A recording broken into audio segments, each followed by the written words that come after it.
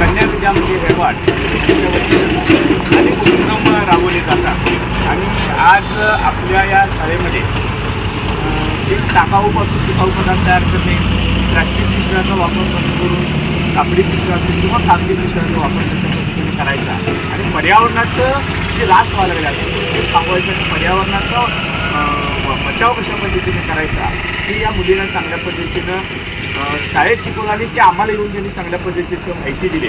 त्यांनी या पद्धतीच्या पिशव्या या ठिकाणी कागदी पिशव्या दिलेल्या आहेत. फार चांगल्या पद्धतीने पिशव्या आहेत आणि याच्यामध्ये बरंचसं साहित्य घालून या दुकानामधलं जो बाजार कोण येतील त्या सगळ्यांनी हे देण्याचं काम मी या ठिकाणी करतोय.